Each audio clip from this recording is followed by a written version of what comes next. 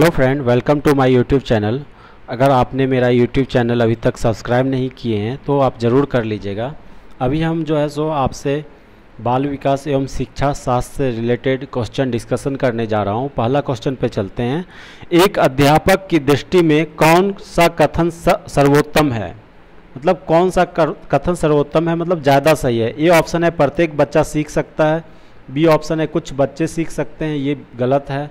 अधिकतर बच्चे सीख सकते हैं, ये मतलब सोच नहीं होना चाहिए। डी ऑप्शन है बहुत कम बच्चे सीख सकते हैं, ये भी सोच नहीं होना चाहिए। तो इसका करेक्ट आंसर क्या हो जाएगा? ए ऑप्शन प्रत्येक बच्चा सीख सकता है। अध्यापक को कैसा सोच रखना चाहिए कि प्रत्येक बच्चा सीख सकता है। अगला सवाल है, दूसरा क्वेश्चन। मधु गणित में कमजोर है। एक अच्छे अध्यापक की दृष्टि में उसके गणित में कमजोर होने का क्या कारण हो सकता है? ए ऑप्शन है प्रायः लड़कियां गणित में कमज़ोर होती है। बी ऑप्शन है उसके माता पिता अनपढ़ हैं, उससे अध्ययन में रुचि नहीं है। डी ऑप्शन है गणित शिक्षण की विधि त्रुटिपूर्ण है। तो इसका आंसर हो जाएगा गणित शिक्षण की विधि त्रुटिपूर्ण है। क्या है? मधु गणित में कमज़ोर है तो कहीं ना कहीं जो पढ़ाने का मेथड है उसमें कुछ त्रुटिपूर्ण होगा। तो इसका जो सबसे मतलब सही आंसर है वो हो जाएगा डी, गणित शिक्षण की विधि त्रुटिपूर्ण है। बाल विकास और शिक्षा शास्त्र के क्वेश्चन में क्या होता है कि बहुत सारे ऑप्शन जो है सो कंफ्यूजिंग वाले होते हैं। मतलब इसमें आपको लगेगा कि 2-3 ऑप्शन सही है, मतलब एक से ज़्यादा सही है, लेकिन इसमें मतलब सबसे मतलब क्या करना पड़ता है कि सबसे ज़्यादा सही कौन सा है वो चुनना होता है। तो ये थोड़ा सा इसमें आप लोगों को प्रैक्टिस ज़्यादा करना चाहिए, जिससे कि आपको आइडिया लगे कि मतलब कौन सा ज़्यादा मतलब कैसे चुने।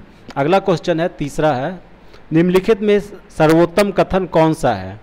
ए ऑप्शन है अध्यापन के लिए व्याख्यान विधि का प्रयोग करता है। बी ऑप्शन है सदैव प्रदर्शन के माध्यम से सीखता है। सी ऑप्शन है विद्यार्थियों को सदैव सीखने के लिए प्रेरित करता है। डी ऑप्शन है विद्यार्थियों को सदैव अनुशासन में रखता है। तो सर्वोत्तम कथन सबसे मोस्ट मतलब करेक्ट स्टेटमेंट कौन सा है? तो सी जो है विद्यार्थियों को सदैव सीखने के लिए प्रेरित करता है। ये सी आंसर जो है सही हो जाएगा। अगला सवाल 4 नंबर है, बच्चा किस प्रकार सीखता है? ए ऑप्शन है पुस्तकें पढ़कर, बी ऑप्शन है परिचर्चा द्वारा, सी ऑप्शन है प्रश्न पूछकर, डी है कई प्रकार से। तो बच्चा जो है सो किस प्रकार सीखता है? बहुत सारे उसके तरीके हैं। तो इसका आंसर क्या हो जाएगा? डी, कई प्रकार से।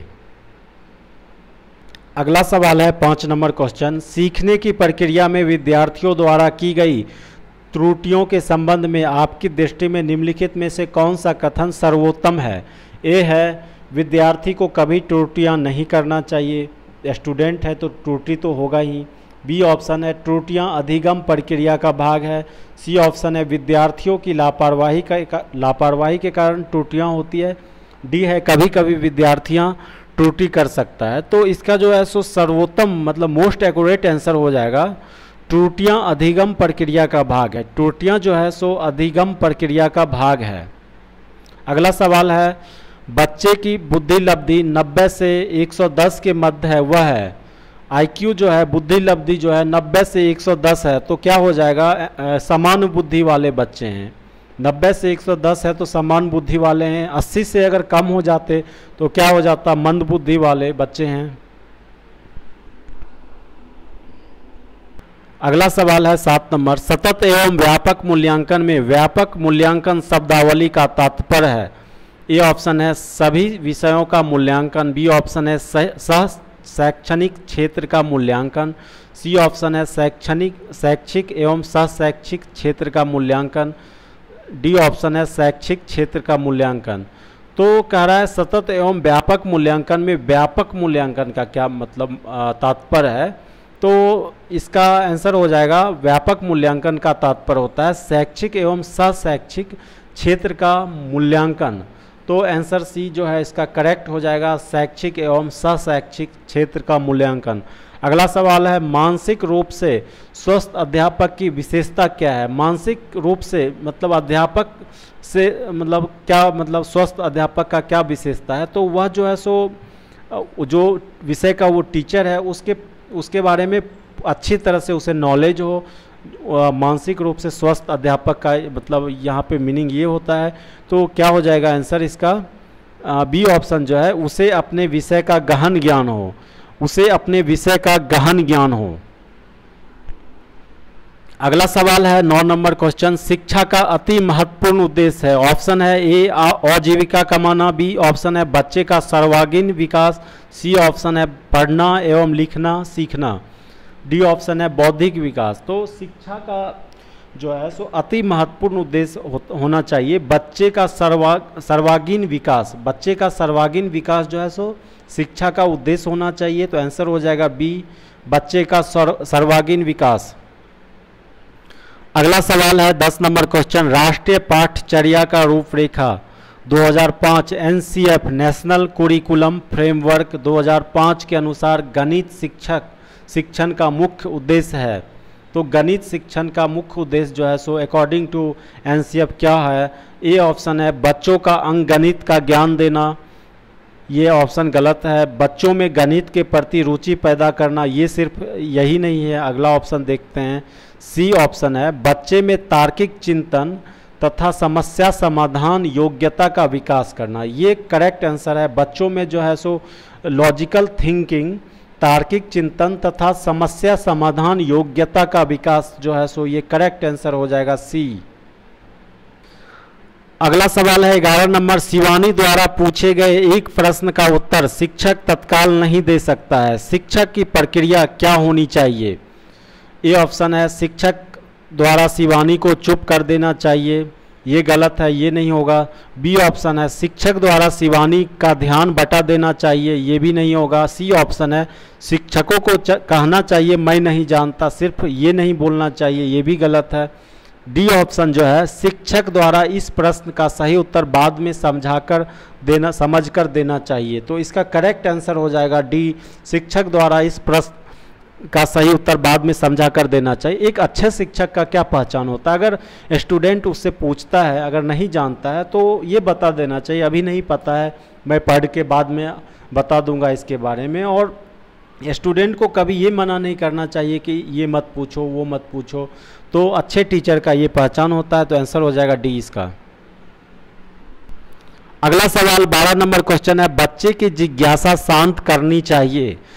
ए ऑप्शन है जब शिक्षक फुर्सत में हो, बी ऑप्शन है जब विद्यार्थी फुर्सत में हो, सी ऑप्शन है कुछ समय के पश्चात, डी ऑप्शन है तत्काल जब विद्यार्थियों द्वारा जिज्ञासा की गई है। तो इसका करेक्ट आंसर हो जाएगा डी ऑप्शन, तत्काल जब विद्यार्थियों द्वारा जिज्ञासा की गई।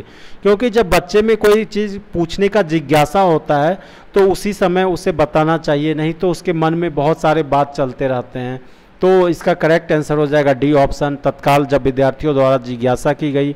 अगला सवाल है पुरस्कार एवं दंड है, मतलब पुरस्कार एवं दंड जो है सो किस प्रोसेस का हिस्सा है? ए ऑप्शन है सकारात्मक प्रेरक, बी ऑप्शन है स्वाभाविक प्रेरक, सी है कृत्रिम प्रेरक, डी है अर्जित प्रेरक। तो पुरस्कार एवं दंड जो है वो स्वाभाविक प्रेरक का हिस्सा है। तो आंसर हो जाएगा बी, स्वाभाविक प्रेरक। अगला सवाल है बाल मनोविज्ञान के आधार पे कौन सा कथन सर्वोत्तम है, मतलब मोस्ट एक्यूरेट आंसर कौन सा है? ए ऑप्शन है सारे बच्चे एक जैसे होते हैं, एक जैसे बच्चे नहीं होते हैं सारे, प्रत्येक बच्चा विशिष्ट होता है। तो ये इसका करेक्ट आंसर हो जाएगा, प्रत्येक बच्चा जो होता है यूनिक होता है, सबका अपना आइडेंटिटी होता है, सब में अपना एक कुछ विशेषता होता है। तो आंसर क्या हो जाएगा? प्रत्येक बच्चा विशिष्ट होता है। अगला सवाल है 15 नंबर, आप अनपढ़ माता पिता के बच्चे को अंग्रेजी सिखाना चाहते हैं। तो ए ऑप्शन है आप बच्चे से अंग्रेजी में बात करेंगे, आप जब सीधा अंग्रेजी में बात करेंगे तो उसे समझ में नहीं आएगा, तो ये गलत हो जाएगा। बी ऑप्शन जो है आप बच्चे को अंग्रेजी में बोलने के लिए बाध्य करेंगे, ऐसा नहीं करेंगे। सी ऑप्शन जो है आप बच्चे को मातृभाषा में बोलने से रोकेंगे, ये भी नहीं करेंगे। डी ऑप्शन जो है आप उसे मातृभाषा की सहायता से अंग्रेजी सिखाने का